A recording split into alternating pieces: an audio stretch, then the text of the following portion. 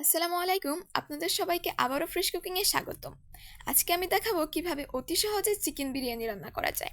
আপনারা অনেকেই বিরিয়ানি পারফেক্টভাবে রান্না করতে পারেন না, কারণ অনেক নরম বা শক্ত হয়ে যায়।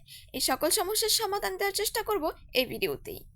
এখানে আমি হাফ কেজি চালের জন্য হাফ কেজি মাংস নিয়েছি। মাংসগুলো ভালো করে ধুয়ে পানি ছড়িয়ে নিতে হবে। তারপরেতে 1 চামচ আদা রসুন বাটা, 1 চামচ মরিচ গুঁড়ো, আধা কাপ মিষ্টি দই, হাফ প্যাকেট বিরিয়ানি মশলা, এখানে আমি রাঁধুনি বিরিয়ানি মশলা নিয়েছি, 1 চামচ লেবুর রস, 1 চামচ লবণ অ্যাড করে নিলাম। মরিচগুলো নিয়েছি মেইনলি কালারের জন্য। আমি এখানে মিষ্টি দই নেওয়ায় লেবুর রস অ্যাড করেছি। আপনারা টক দই নিলে লেবুর রস স্কিপ করবেন। সব উপকরণ দেওয়া শেষে এরকম ভালোভাবে মিশিয়ে নেবেন। মশলা মাখানো শেষে আপনাদের কাছে সময় থেকে থাকলে আপনারা 10 থেকে 15 মিনিট রেখে দিতে পারেন, না রাখলেও সমস্যা নেই। তো এবার মাংস রান্নার জন্য প্যানে তেল ঢেলে দিলাম। এরপর তেল গরম হয়ে আসলে আমি এতে পেঁয়াজ কুচি দিয়ে দিব। পেঁয়াজগুলো ভেজে বাদামি রং করে নিতে হবে। আরেকটা কথা, আমি কিন্তু এখানে মাংস ভাজিনি। এতে বিরিয়ানির স্বাদ কোনো অংশেই কমবে না, বরং অতি সহজে কম সময়ে বিরিয়ানি রান্না করা যাবে। পেঁয়াজটা এরকম কালার হয়ে আসলে আমি এতে মাংস ঢেলে দেব। মাংস ঢেলে দেওয়ার পর এগুলো ভালো করে নেড়েচেড়ে মিশিয়ে নিতে হবে। আরেকটা কথা, এখানে মাংস কষানোর জন্য কোনো পানি ব্যবহারের প্রয়োজন নেই। একটু কম আঁচে রান্না করলে কিছুক্ষণ পর এমনিই পানি উঠবে। পুরো মাংস রান্না হওয়ার জন্য 10 থেকে 12 মিনিট সময় লাগতে পারে। এর মধ্যে আপনারা 2 থেকে 3 বার ঢাকনা দিয়ে একটু নেড়ে চেড়ে দিবেন। দেখুন, এরকম হয়ে আসলে বুঝবেন মাংস হয়ে এসেছে। এরপর মাংসগুলো নামিয়ে নিতে হবে। এখানে আমি শুধু মাংসগুলোই নামাবো, অবশিষ্ট তেলে পরে আবার চাল ভাজবো।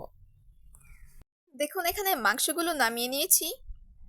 এরপর বাকি তেলের মধ্যে আমি চালগুলো দিয়ে দিলাম। চালগুলো দিয়ে ভালো করে ভেজে নিতে হবে। এখানে চালগুলো ধুয়ে আমি আধ ঘন্টা রেখে দিয়েছিলাম। আপনাদের সময় না থাকলে সাথে সাথে দিয়েও রান্না করা যাবে। এরপর চালগুলো ভালো করে নেড়েচেড়ে ভেজে নিতে হবে। চালগুলো এরকম ভাজা ভাজা হয়ে আসলে আমি এতে 1.5 কাপ পরিমাণ পানি দিয়ে দিব। মূলত যতটুকু চাল নেওয়া হয় তার দ্বিগুণ পরিমাণ পানি দিতে হয়, কিন্তু আপনারা যতটুকু চাল নেবেন তার দ্বিগুণের চেয়ে একটু কম পরিমাণ পানি দিবেন। একটু কম পানি দিলে হয় কি, ভাতগুলো ঝরঝরে হয়, নরম হয় না এবং দেখতেও অনেক সুন্দর লাগে।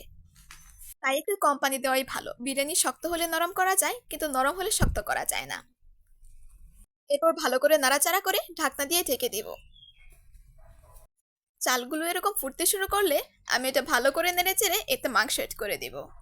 আরেকটা বিষয় খেয়াল রাখবেন, চালগুলো যখন ফুটতে শুরু করবে তখন চুলোর আঁচটা একদম লোতে রাখবেন। এরপর মাংসগুলো দিয়ে ভালো করে মিশিয়ে নিব। আমি এখানে এখন লবণ দিয়ে দিচ্ছি, তখন ভুলে গিয়েছিলাম। আপনারা পোলাও রান্না করার সময় লবণ দিয়ে দিবেন। আপনারা লবণটা এখানে পরিমাণ মতো দিবেন, একটু বুঝে শুনে দিবেন, কারণ মাংসতেও কিন্তু লবণ রয়েছে। এরপর আমি এখানে প্রায় 8 থেকে 10টার মতো কাঁচামরিচ দিয়ে দিচ্ছি। কাঁচামরিচ দিলে বিরিয়ানির ফ্লেভারটা খুব ভালো আসে এবং টেস্টি হয়। এরপর ভালো করে নেড়েচেড়ে চুলোটা অফ করে ঢাকনা দিয়ে প্রায় 10 মিনিটের জন্য দম দিয়ে দিব।